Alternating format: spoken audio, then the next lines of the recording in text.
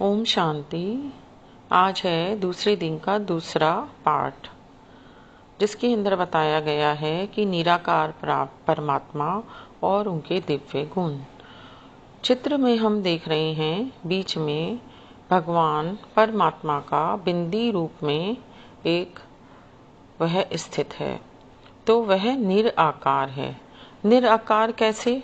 जैसे मनुष्यों का आकार है 5 एलिमेंट्स के साथ, और देवताओं का आकार है चमकदार लाइट और एस्ट्रल बॉडी के साथ, या फरिश्ता शब्द रूप में वह भी आकार में है।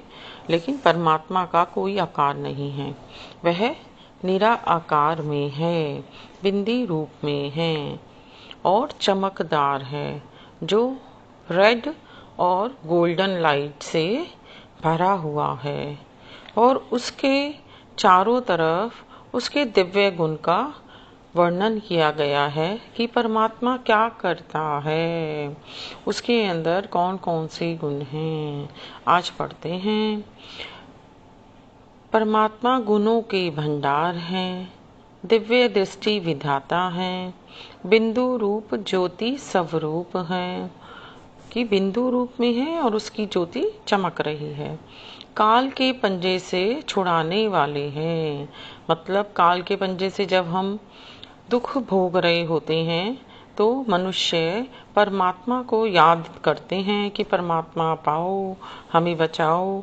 तो परमात्मा अपनी शक्ति के द्वारा हमको निकालते हैं, अपना ज्ञान देते हैं, और ज्ञान से ही हम काल के पंजे से छूट पाते हैं। सृष्टि के आदि मध्य अंत के दाता हैं। परमात्मा ही सृष्टि को रचने वाले हैं। मतलब सृष्टि को रचने वाला कौन है? परमात्मा है। वही जानता है कि पर शुरू में क्या हुआ, मध्य में क्या हुआ और अंत में क्या हुआ। बाद में कोई भी जो परमात्मा नहीं है वह ये सब नहीं जानता। आनंद के सागर हैं। वह क्या है? आनंद के सागर है। हर समय हमें प्यार देते हैं, क्योंकि वो हमसे, जैसे एक माँ बाप होते हैं, माँ बाप अपने बच्चों से दिल से प्यार करते हैं, अनकंडीशनल लव करते हैं। इसी तरीके से परमात्मा भी आनंद के सागर हैं।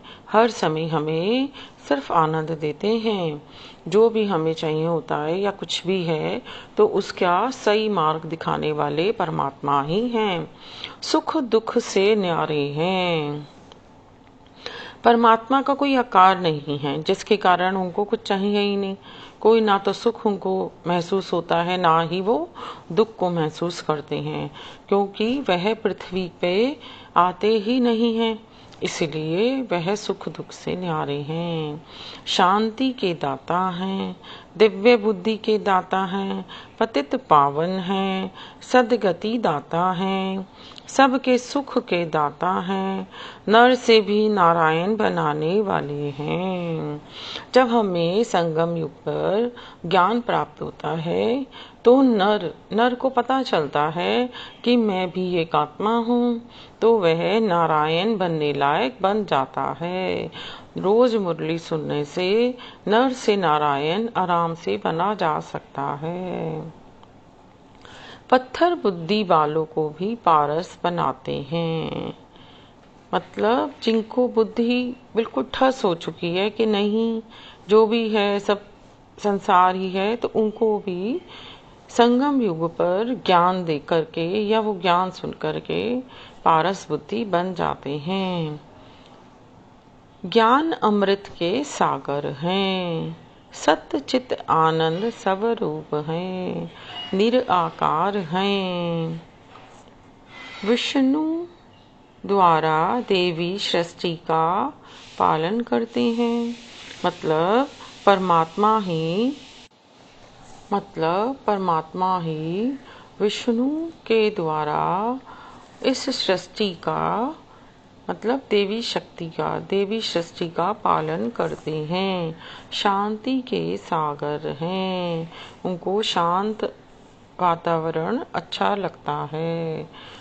ब्रह्मा विष्णु शंकर के भी रचयिता त्रिमूर्ति हैं, जीवन नैया को पार ले जाने वाले हैं।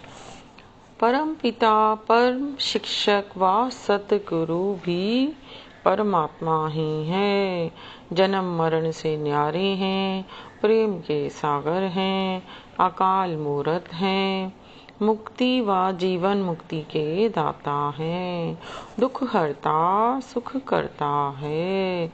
मनुष्य सृष्टि रूप वृक्ष के बीज रूप है, कर्मों की गति को जानने वाले हैं। ब्रह्मा द्वारा सतयुगी सृष्टि की स्थापना करते हैं, ब्रह्मलोक के वासी हैं। शंकर द्वारा असुरी सृष्टि का विनाश करते हैं। जैसे ये परमाणु से बनी हुई सृष्टि बनती जा रही है या कोई भी गलत चीजें इस पृथ्वी पर होती जा रही हैं, तो परमात्मा शंकर के द्वारा इसका विनाश करते हैं। तो आज हमने जाना परमात्मा के अनेक दिव्य गुण कि परमात्मा क्या करता है। ओम शांति।